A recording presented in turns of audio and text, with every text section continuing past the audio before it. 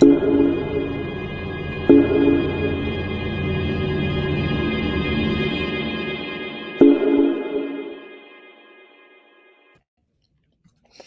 Doug. How are you? Hi, Michelle. I'm great. How are you?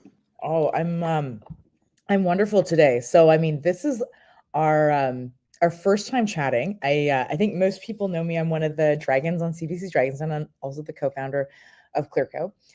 We believe that it should be easy and simple to fund your e-commerce business, and I had seen way too many businesses on Dragon's Den be giving up equity to effectively go buy, ads and inventory and shipping to go buy their business, and so came up with this idea 6 years ago on the show. And I said, look, instead of giving you that $100,000 and taking 10% of your company that I'd own forever, why don't I give you that same money and then just take 10% of your revenue until you pay me back my capital plus 6%. And so the founder that day loved it.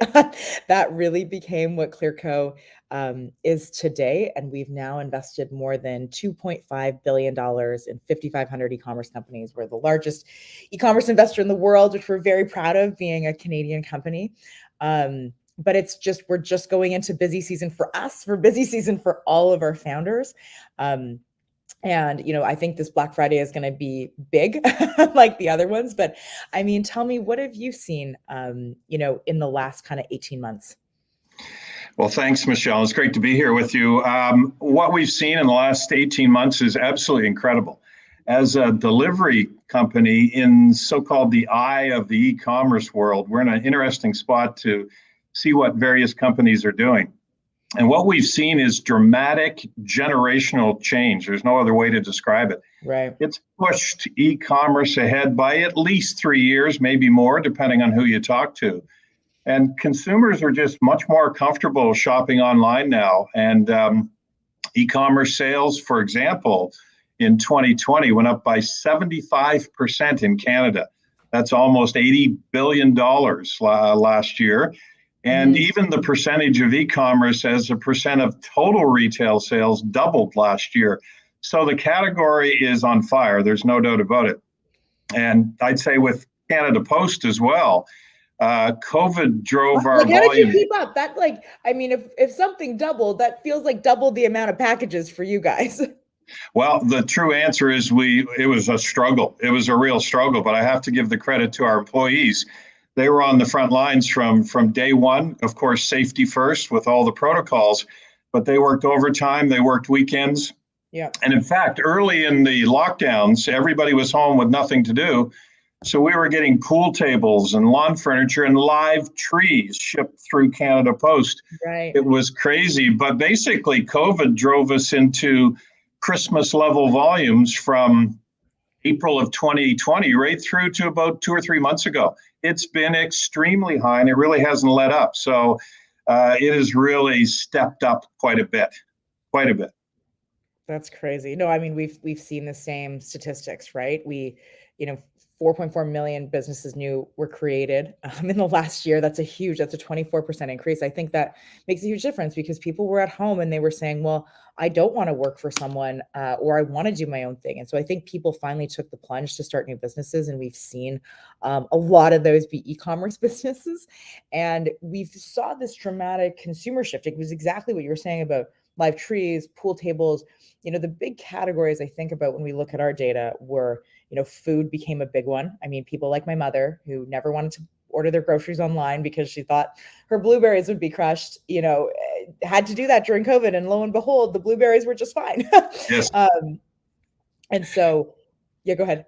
Yeah, I was just going to say, we've seen also big changes in consumer behavior, and it was out of necessity, as we already talked about. But I think that behavior is pretty well hardwired now for the most part. So, for example, one thing I find interesting is we define our hyper shoppers as people that buy online 25 times or more a year. That was 18% of total e-commerce sales a couple of years ago. In 2020, it almost doubled up to 33%. So, right. And out of that, and it's no surprise, we did a survey last year, and the survey, and this is a bit of a underwhelming statement in some ways, but the survey said that small businesses need to consider an omni-channel approach. They need to be online. It's a critical move for them. And so I think overall, we could talk for hours about this, but overall for small and mid-sized business, the ones that can pivot and quickly adjust their model and get online, the growth potential is huge. Our small business sales last year alone were up over 50% year over year. So, and of course, there's a local preference that's very positive for a lot of local businesses. And of course, marketing 101, it's consumer centricity. If you're focused on the customer, focused on the consumer, you're going to do good things. And you really have to be there. I like the blueberry story. Yeah. I discovered a company online called Dixon Flannel, and they make flannel shirts and all kinds of things. And they're a little edgy and, you know, that sort of thing, but I absolutely love them. And I'd never heard of them before. And I discovered them through COVID online, where I was somewhat immersed like everybody else doing shopping.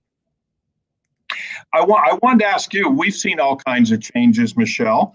Has Clearco seen similar changes? Also, I'm assuming you did, in terms of behavior of your founders and your partners. Of course. I mean, we saw this, incredible growth, right? I think, it's what you said earlier, double the amount of effectively retail sales that went to e-commerce. And it was in those really unique categories. So it was in food. It was in things like big bulky items, right? People were now not afraid to get, an enormous amount of furniture or a barbecue or a pool table or a plant delivered. Those would be all things that people would have gone to retail stores before. And then even categories that we had really struggled with, right? Intimates was one of them. Color cosmetics is one of them, because people wanted to try on a product. I mean, the thought of using a lipstick tester today seems crazy, right? And so all of those, and I would agree, all of those behaviors are here to change. I mean, this has been 18 months, which is enough time for that habit to be formed. And because the digital platforms are so strong, where, you have Shop Pay or one click to buy or whatever. I mean, we regularly see people that look like, they're at 30 to 50 times a year in terms of e-commerce shopping experiences versus, the 25. And I think that's what we've seen. We've seen more companies come to us for capital. They're either, they're those businesses that were very much brick and mortar that are building their omni-channel approach. And so I think about a brand like Temperley London, something like Kate Middleton wears. I mean, they had beautiful stores in London, and then, took our capital to grow out. We've just kind of seen, I think it's a great time for e-commerce. It's a great time for people to be spending. I mean, this Black Friday, we're going to create so many, even more new buyers on top of that. But, we think a lot about how do we help founders win during a really competitive time of the year, which is, Black Friday. And, what do you think is important as founders think about what to prepare next? Well, that's a great question, and we call it peak period here at Canada Post, the holiday season. And one thing I can say is that it's expanding. I mean, we focus on Black Friday and Cyber Monday towards the end of November, I guess after the American Thanksgiving. But we're finding that the peak season, or the holiday season, is starting in mid-October and going right through to the end of January. Bless you. Thank you. I muted the sneeze. And it's really going right through to the end of January. Why? Because of returns and gift cards and those kinds of things that people get for Christmas. But I can say this: the pandemic is definitely not going to dampen e-commerce. The volumes we see coming through and the forecasts we're getting are actually showing a super peak coming up this year. We did this survey I mentioned earlier. 90% of people said they're going to buy as much or more than they did last year during the holiday season. Yeah. So I think that all equals big opportunity and huge demand.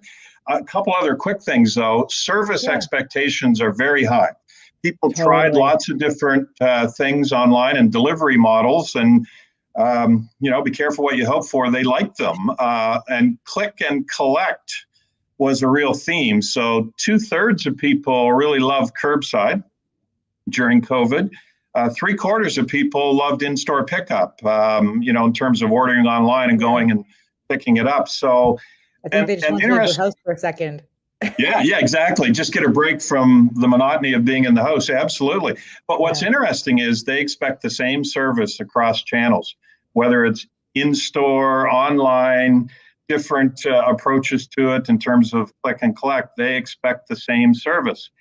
And so, it's a really good trend. And I think the other thing that's helpful is that there's very much increasing support for Canadian companies.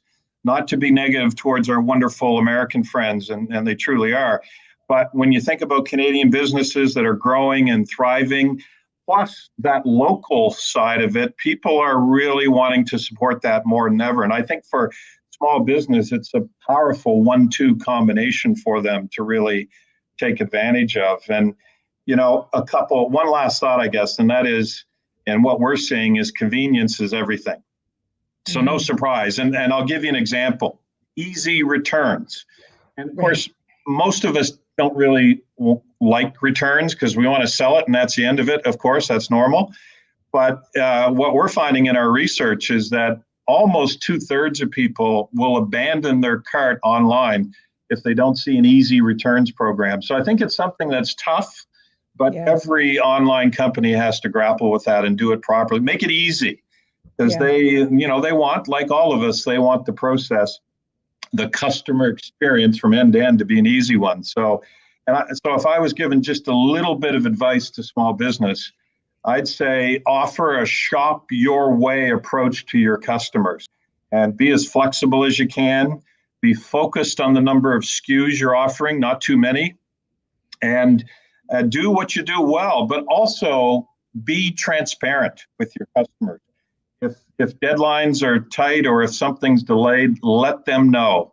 It's just that old adage, you're better off to tell them the bad news quickly and get that over with. But I think, again, net, there's some really big opportunities. We're seeing it, and we're seeing, which is wonderful. We're seeing small business really rise up, and it's heartening to see across Canada. That's awesome. No, I think it's a great thing to think about, and it is hard. I mean, you're right. No one likes returns, but customers are looking to see, like, I want to buy all of this stuff, and so I think net spend really goes up when you can make that very easy. I mean, one of the things that we've done on our end is we've just given founders, the advice and the network that they need to scale. So, you have your own dedicated account manager. We have a service called ClearMatch, which actually shows you, given your size and scale, this is the email service provider. This is an ad agency that can help you. And we match you with that. And you can see your data actually compared to many other founders within your dashboard. So, when you go into your Facebook dashboard, you can see how you're doing. What we can show you is compared to all the companies selling footwear, this is how you're doing. Yeah. And typically that gives, a ton of context to founders, because at the end of the day, we're both in, with the same mission, which is we want founders to win, right? We want to help them, sell more products. You want to help them get delivered that faster. Do you want to do these 2 questions from the audience really quick, and then we can hand it over for Dan? Sure. So the first one is asking, it's an online jewelry brand, but they've hit a plateau with Facebook and Google ads. Do you have 2 strategies to scale up online sales? So, thank you for asking the question, Amber.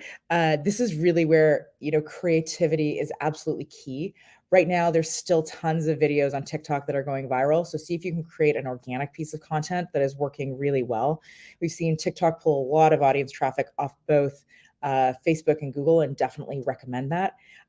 We've seen that influencers and even micro influencers are working really well. So when you have really tight budgets, using gifting to go after other people on social media is working well. And then I think, honestly, as the online channels have gotten more expensive, the offline channels have actually in some ways gotten cheaper. And so, I know Canada Post has direct mail. We tried that in the early days. Like, you have to just be okay with trying a bunch of other things.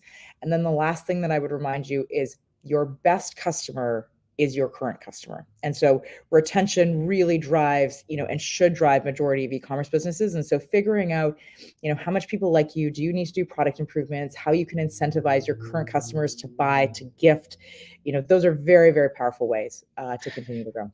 And Michele, I agree. And I just add to that quickly that it's, find what you really do and do it well, and try to have a unique proposition in the marketplace from a marketing point of view. but also trial and error helps a lot. And that's kind of what you were alluding to.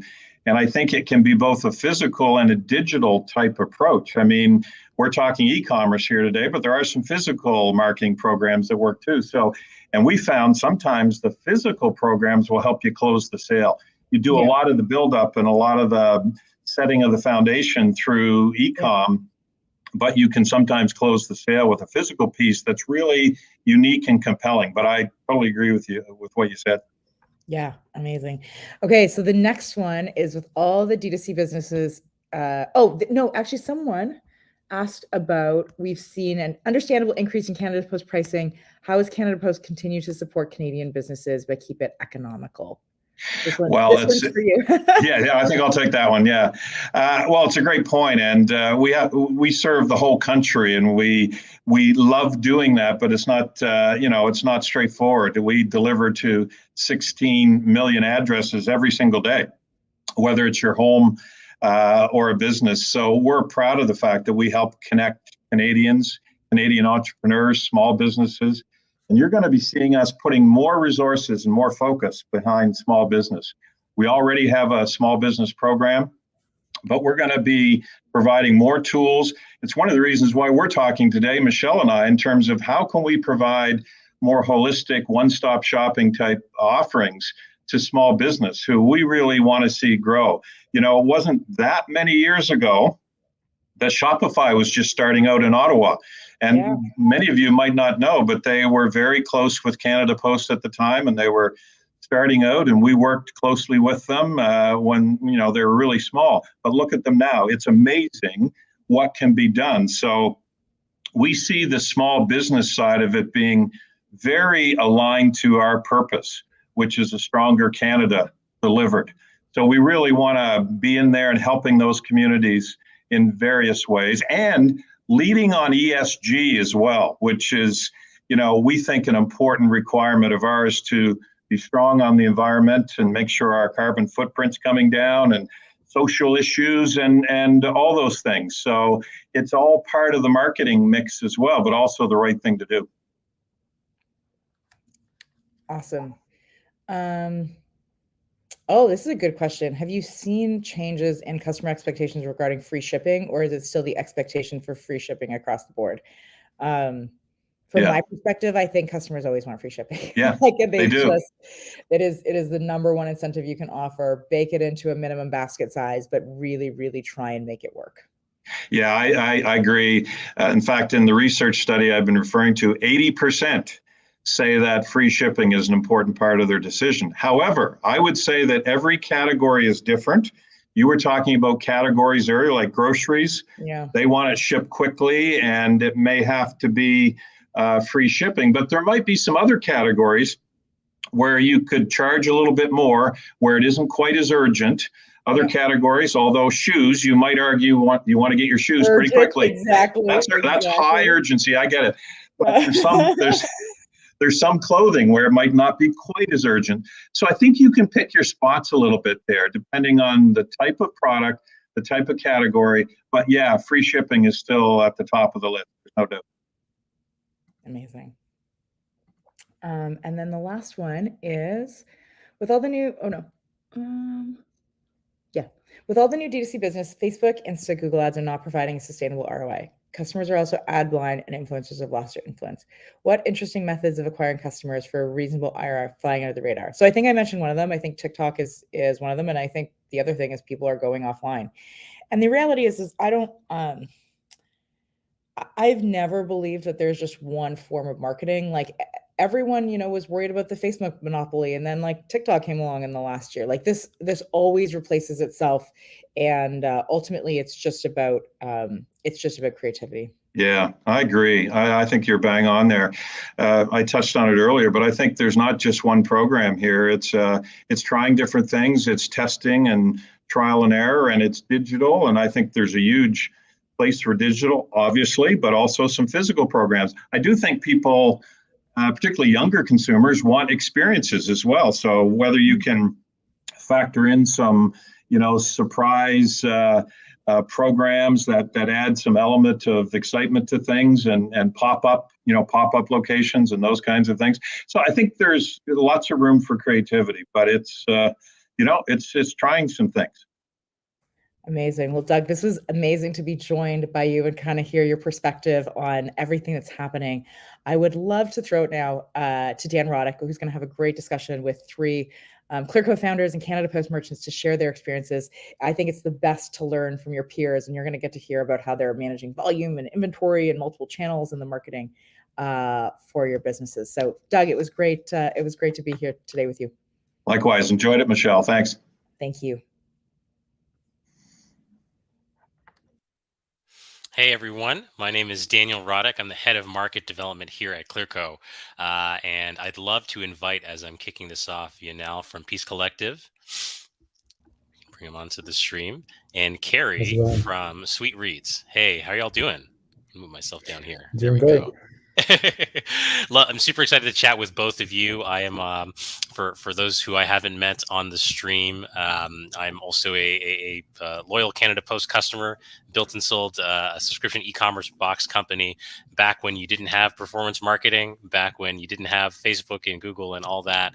And they're a key part to, I think, all of us who try to run e-commerce businesses in the country. So thank you, Doug and Michele, for taking the time to answer some great questions from the audience. And as we kick it off, I encourage everyone who's continuing to watch us on the chat, please drop in your questions for Yanal and Kerrie, because they have a wealth of knowledge to share with all of you. And I want to make sure we're getting your questions answered as much as we're going through this. And so to tee up some questions for the audience, I think it would be best to start with, and maybe Kerrie, you're on my left this side. I'd love to start with you. Maybe just introduce yourself. Give us a 60-second intro of who you are, what your business is, and where we can find you if people watching want to purchase something from Sweet Reads. Okay, great. Thanks so much. Yes, a little bit about our story. I've been an avid reader my whole life, work in the field of education, and I was looking for a gift for myself because, sometimes the gift you give yourself for your birthday is the best one out there. So I took a look to see if I could find a book subscription box that would absolutely bring together everything that I needed. It would be sort of a gift that delivered, and it would arrive into my home, and in it would be experiences to go with the book. And so I looked for it and couldn't find it. Pitched it to my partner, now husband, and we started this journey, and we launched the box, and we've been really excited about this experience of taking a novel and then pairing it with a sweet and a drink and other items that are curated to the reading experience and delivering that to customers. So our tagline is "Me Time Delivered," and that's exactly what we want to bring. Something that can encourage you to rest and relax, step away from our screens, and enjoy all that Sweet Reads has to offer. Amazing. And I'd love to learn a bit more about Peace Collective. You guys make some amazing stuff. Yeah, my name is Yanal. I'm the founder of Peace Collective. Peace Collective, we're all about helping our customers look good while giving back to the causes that they believe in. So for every garment sold, we donate to a variety of different charities, and our goal by the year 2030 is to help raise $1 million to the causes that our community is passionate about. Very cool. And a lot has happened over the last 18 months, and there's obviously two narratives. What's happened with the pandemic is obviously very tragic for those who are directly affected and indirectly affected. At the same time, for businesses that happen to be on the digital side, e-commerce, there's, as they were talking about with Doug and Michele, the growth has been absolutely insane. And so I'm sure every founder and every entrepreneur has things that are really great and things that are really tough that happened over the last 18 months. And I'm curious for you guys, I would love to share, a bit of both of, what were some of the most significant challenges that your business faced, and were there any silver linings that you uncovered as part of that? And maybe, we can start with you. Yeah, thinking back to, when the pandemic really started, it was, I remember at the beginning, it was a little scary, and we had two brick and mortar stores that we had to close down. But As soon as those kind of closed, we started seeing the traffic and the volume of orders kind of really skyrocket online.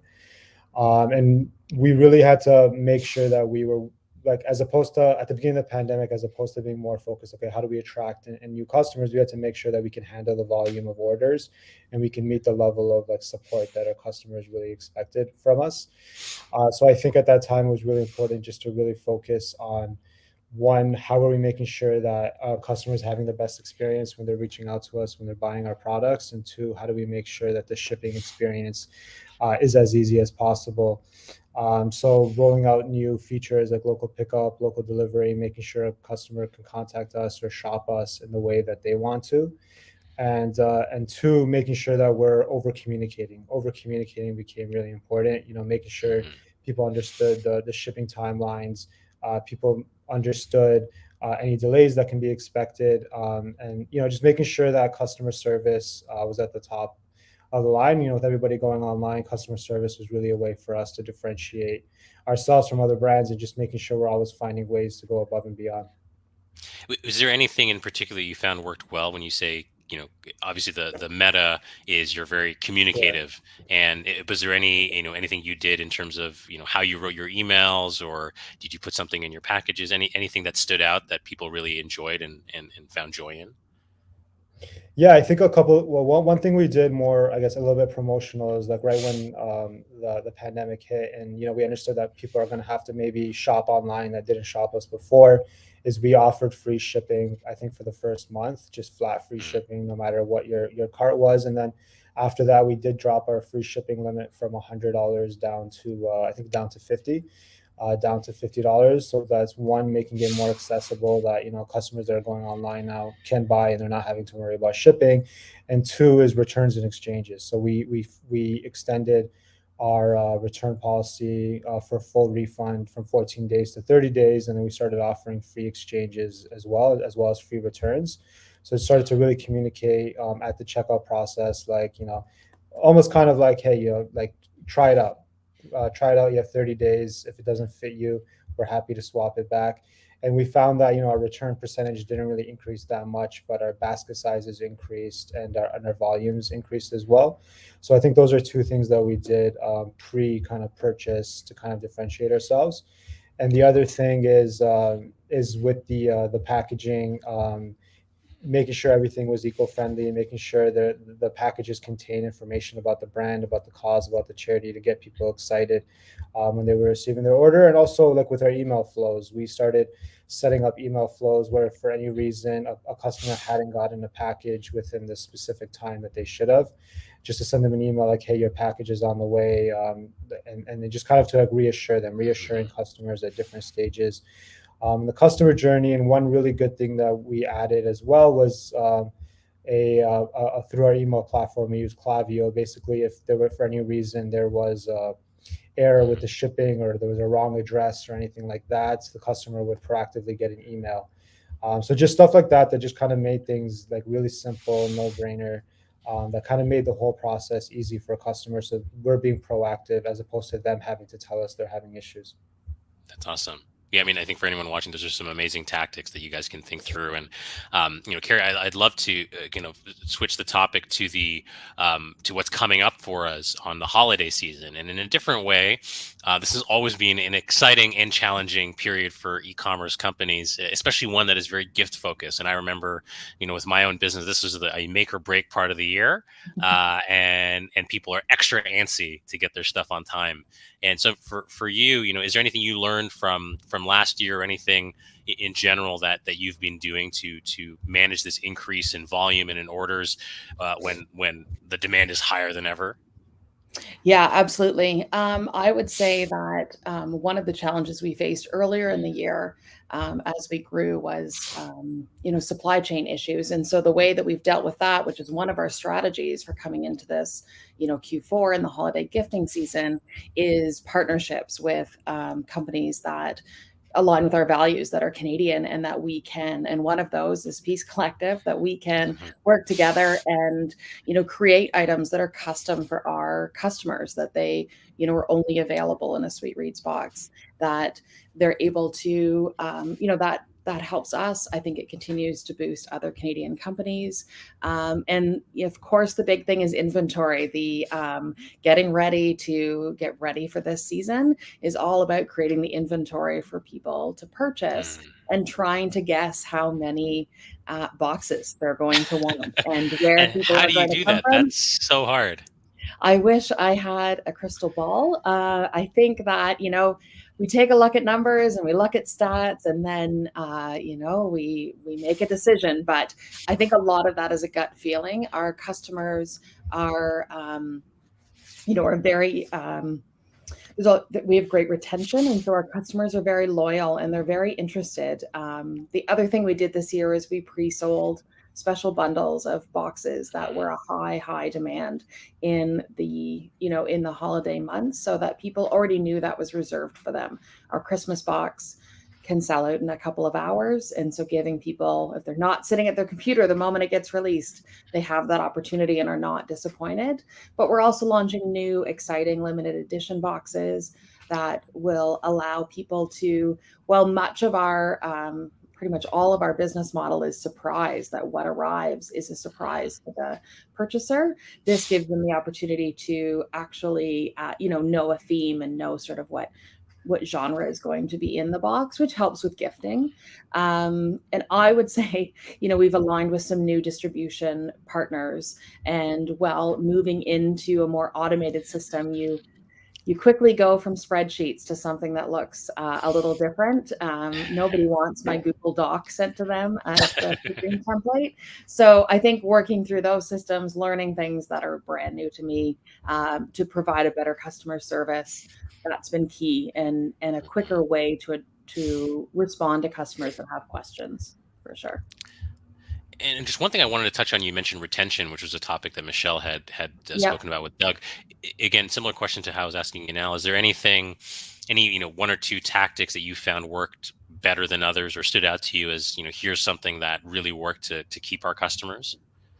I think it's a great question. I think that the quality of the product, introducing people to Canadian products, and absolutely, we have had a number of customers, have to require one of our partners to have more stock than they ever thought they'd needed on an item. So they're really excited about the idea that they're going to be introduced to new Canadian customers. I also think newsletters and using a predictable newsletter service, being very clear with communication if an item is coming in late because it's delayed, to let them know what the revised shipping date is. And we had a faulty product earlier this year that had a manufacturing issue, and we worked with our partner to send out replacements and to work through that. And our customers were even more committed because we were totally honest that this was, it was an error. It happened, and we were able to fix it and continue. But I think when you get a treat delivered to your mailbox every month, I think the experience alone can encourage retention. And I know, and I hope lots of people will be asking for a subscription for Christmas. Yeah. Well, one thing I found very interesting, it's a commonality with both of you, and not surprisingly, this is really retaining customers is a business term for just like building good relationships with other humans and other people.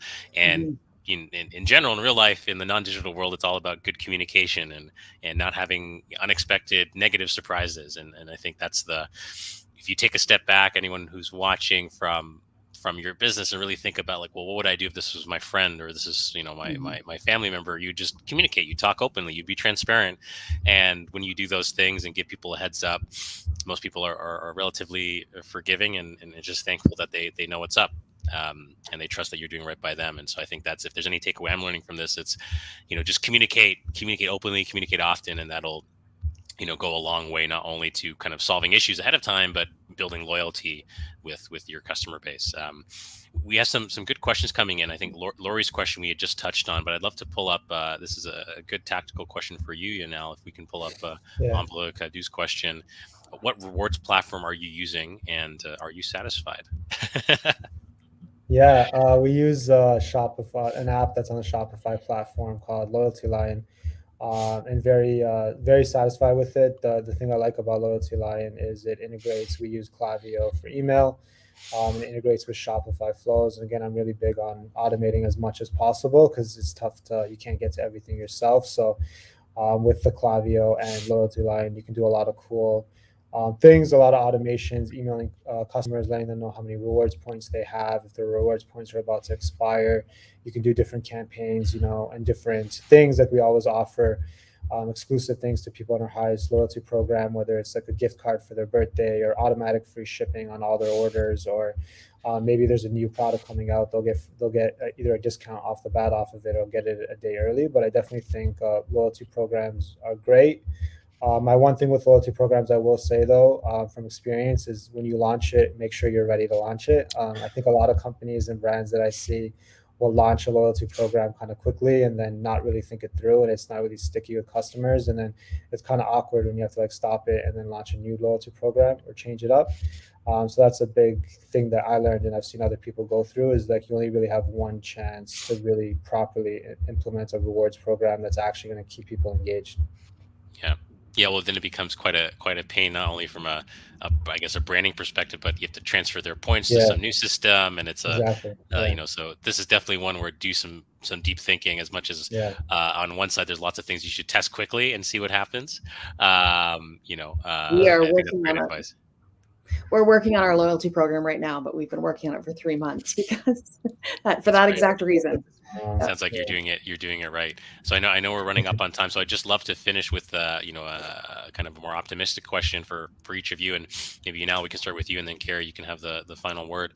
What are you most excited about? Let's say we get through the stressful holiday season and everything goes well. Once Christmas rush is done and holiday rush is done, what are you most looking forward to, whether it's professionally or personally in the new year? It's a new year. Hopefully, we're a little bit ahead of where we're at now, and COVID's kind of in the rearview mirror, and life's slowly going back to normal. But honestly, for Peace Collective, what I'm most looking forward to is just continuing to grow the brand, connect with new customers who believe in our mission and our cause. And I really think it comes down to just community, just continuing to build like the community we're building around the brand, and continuing to give back to the causes and the charities that our community is passionate about. That's great. How about you, Kerrie? I would say personally, definitely time with my family, and more reading and less time in front of the screen, and travel. My goodness, to only travel again. But professionally, we've got some really exciting things coming up for Sweet Reads Box. We have a new partnership to launch books on book release date with Penguin Books that we're really excited about, and continuing our partnerships and strengthening the ability to bring Canadian goods to Canadians with a great book and get to enjoy that whole experience, and hoping that all of our customers get a moment to sit down and read and take a breather, for sure. I love it.